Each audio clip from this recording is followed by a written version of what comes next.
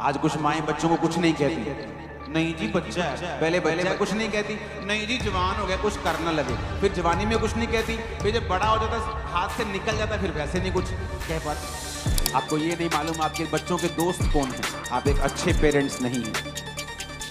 आपको नहीं पता आपके बच्चों के दोस्त कौन हैं, आप एक अच्छे माता पिता नहीं हैं।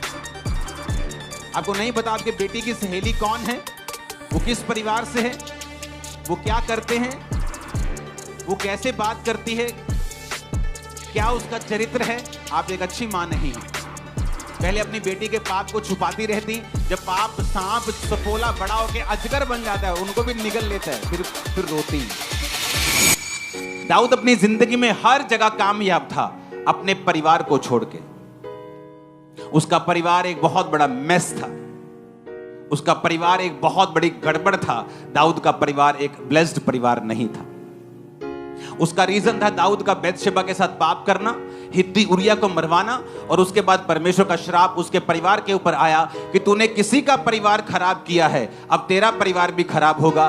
तूने किसी के परिवार के ऊपर तलवार चलाई है, आज अब से तेरे परिवार के ऊपर भी तलवार चलाई जाएगी। और बाइबल कहती है दाऊद का बड़ा बेटा अबशालोम उसकी अपनी ही टीम के द्वारा खत्म कर दिया गया, क्योंकि उनकी लड़ाई हुई, आपस में बड़ा युद्ध हुआ।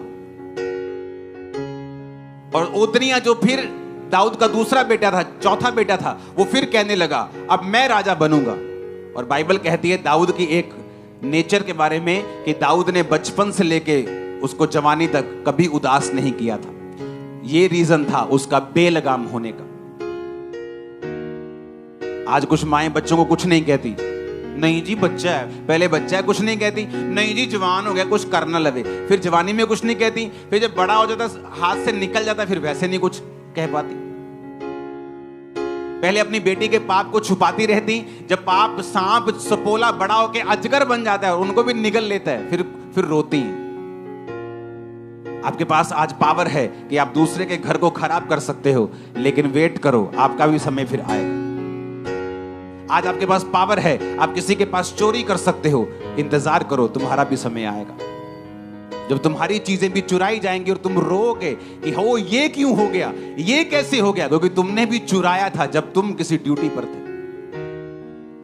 तो जब चुराते हैं तो तब आवाज नहीं आती, लेकिन जब न्याय होने वाला होता है, जब न्याय होता है तब मालूम होता है कि मेरे साथ वो सब कुछ हो रहा है जो मैंने बोया था, वही मेरे परिवार के साथ हो रहा है जो मैंने दूसरे के साथ किया, वही मेरे साथ हो रहा है जो मैंने अपने बॉस के साथ किया।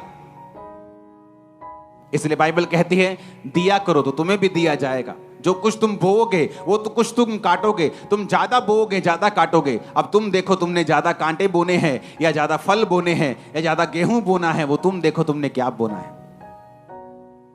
आपको ये नहीं मालूम आपके बच्चों के दोस्त कौन हैं, आप एक अच्छे पेरेंट्स नहीं हैं। आपको नहीं पता आपके बच्चों के दोस्त कौन हैं, आप एक अच्छे माता पिता नहीं। आपको नहीं पता आपके बेटी की सहेली कौन है, वो किस परिवार से है, वो क्या करते हैं, वो कैसे बात करती है, क्या उसका चरित्र है, आप एक अच्छी मां नहीं हैं। आपके बच्चे जिन जिन के भी कांटेक्ट में आते हैं, आप उन सब के साथ आपका कांटेक्ट होना चाहिए। वो चाहे छोटे बच्चे हों चाहे बड़े बच्चे हों, चाहे गरीब हों चाहे अमीर हों, कोई फर्क नहीं पड़ता, किसी भी जात के हों कोई फर्क नहीं पड़ता, किसी भी रंग के हों कोई फर्क नहीं पड़ता, लेकिन उनका स्वभाव क्या है, उनके माता पिता का स्वभाव क्या है, वो किस स्वभाव से जीते हैं, ये फर्क पड़ता है। दाऊद ने अपने बच्चों का ध्यान नहीं दिया, कुछ नहीं कहा उनको, और यही कारण था कि फिर ओतनिया मारा गया। क्यों? क्योंकि जब वो खड़ा हुआ तो परमेश्वर की इच्छा सुलेमान को राजा बनाने की थी, तो परमेश्वर ने सुलेमान को राजा बनाया। जब सुलेमान राजा बना तो ओतनिया को मरना पड़ा आने वाले कुछ हफ्तों के अंदर अंदर, क्योंकि वो परमेश्वर का प्लान नहीं था। लेकिन ओतनिया अपने शरीर से, अपनी ताकत से, कोई भी बच्चा फैमिली में बड़ा काम नहीं कर सकता, 50 लोग रख लो, रथ सवार रख लो, लेकिन छोटी छोटी गलतियां उसने की और बाप ने कुछ नहीं कहा। बंदे का, बच्चे का हियाव बढ़ता है, मैंने ये गलत काम किया, मेरी मम्मी ने कुछ नहीं कहा, मैंने ये गलत काम किया, मेरे बाप ने कुछ नहीं कहा, फिर थोड़ा और गलत काम, एक पैग लगा के आया, मां कहती चलो छट्टो चलो छट्टो छट्टो चलो कोई गल नहीं। बच्चा कहता अच्छा एक पैग में कुछ नहीं कहा, फिर अगली बार 2 पैग लगा के आता। जब बेटी बोलती नहीं नहीं मम्मी मेरे दोस्त है, बस कल्ला दोस्त ही है, चल कोई गल नहीं, फिर धीरे धीरे वो दोस्त कुछ और हो जाता है, फिर कुछ और हो जाता है।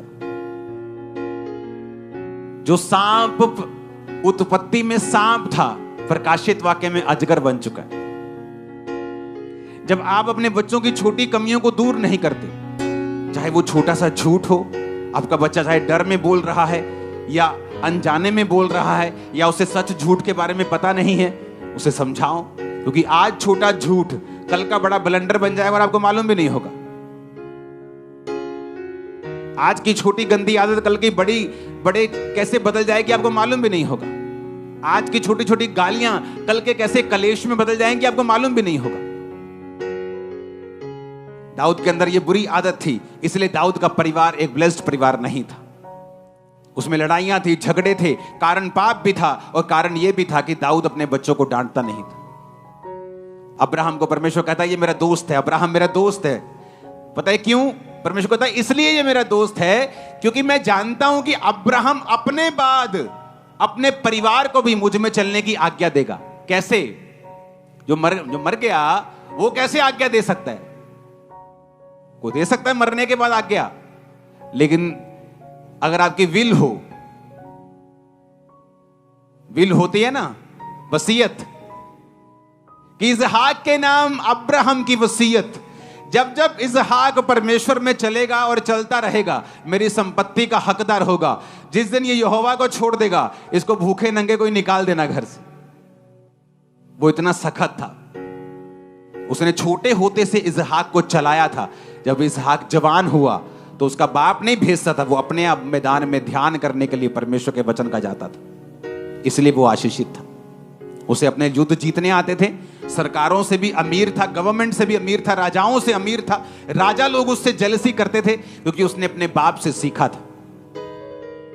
अपने परिवार की ओर ध्यान दें। जिनके बच्चे हैं वो ध्यान दें। वो बच्चे आपके अपने नहीं, मैं आपको बता रहा हूं, वो एक ऐसी सोल्स हैं, एक ऐसी आत्माएं हैं जो खास तौर पे परमेश्वर ने आपको दी हैं पालने के लिए, उनको तैयार करने के लिए। जिस तरह आत्मिक बच्चे परमेश्वर ने दिए हैं, आपको वो भी बच्चे परमेश्वर ने दिए हैं ताकि आप जो आपके अंदर है उनमें डाल सके, ताकि जो आप कर रहे हैं कल को वो कर सके। आप सोए रहे और आपके अंदर जो है आप ना डाल सके तो कोई तो डाल ही देगा उनके अंदर। जमीन खाली तो रहेगी नहीं, या तो गेहूं उगाएगी या फिर भांग या ऊंट कटारे उगाएगी। अब आप देख लो क्या उगाना है। अब कुछ तो उगेगा। अगर आप अपने बच्चों में अच्छी चीजें नहीं डाल रहे हो तो शैतान गलत तो डालेगा, कुछ तो अंदर जाएगा, या गलत जाएगा या सही जाएगा। ऐसा नहीं हो सकता कि जमीन खाली हो, ना बच्चा सही या ना गलत, ऐसा नहीं हो सकता। या तो वो सही की तैयारी कर रहा है या गलत की तैयारी कर रहा है। अपने घरों में समय दें अपने बच्चों परिवार को, बैठें, बात करें, उनके दोस्तों को, उनकी सहेलियों को देखें कौन है वो, किस तरह से वो बात करते हैं, जांचें और परखें। प्यार के साथ अपने बच्चों को मोल्ड करें, वहां लगाएं जहां वो कल जाना चाहते हैं। आपके जीवन की कमियां हैं, आप शराब पीते हैं, नशा करते हैं, छोड़ दें। बच्चों के सामने वो चीजें मत करें। वही चीजें करें जो आप चाहते हैं आपके बच्चे आपको फॉलो करें। आप ब्लेस्ड हैं यीशु मसीह के नाम में। अब मैं आता हूं आज के वचन के ऊपर। आप नोटिस करेंगे नीति वचन 23 उसकी 7 आयत, मत्ती 12 उसकी 34 आयत, निर्गमन 19 उसकी 5 आयत, यूहन्ना 20 उसकी 21 आयत, पहला पत्रस 2 उसकी 9 आयत। मैं फिर से बोलूंगा, आप नोट करेंगे। नीति वचन 23 उसकी 7 आयत, मत्ती 12 उसकी 34 आयत, 19:5 निर्गमन की 19 उसकी 5 आयत, यूहन्ना 20 उसकी 21 आयत, पहला पत्रस 2 उसकी 9 आयत। मैं पढ़ूंगा नीति वचन 23 उसकी 7 आयत को। क्योंकि जैसा वह अपने मन में विचार करता है वैसा वह आप है।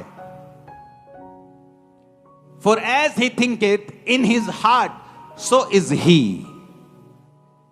बाइबल कहती है जैसा तुम अपने मन में विचार करते हो तुम वैसे ही हो। इसका मतलब यह है कि यह बहुत जरूरी है कि आपके मन का विचार क्या है, यानी आप अपने मन में अपने लिए क्या सोचते हैं कि आप कौन हैं।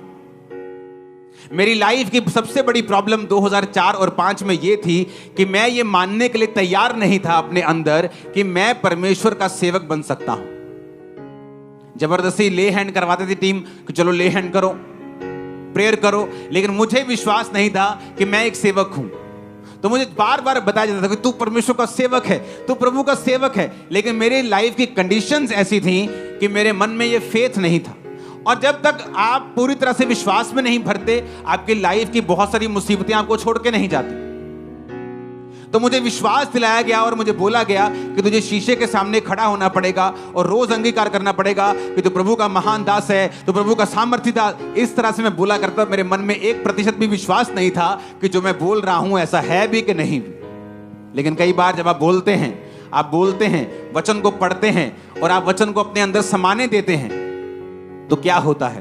पहला पत्रस 2:9 में लिखा है, परंतु तुम एक चुना हुआ वंश हो, राज पदधारी हो, याजकों का समाज हो, पवित्र हो, निज प्रजा हो। प्रभु ने तुम्हें अंधकार में से अपनी अद्भुत ज्योति में बुलाया है, उसके गुण प्रकट करो।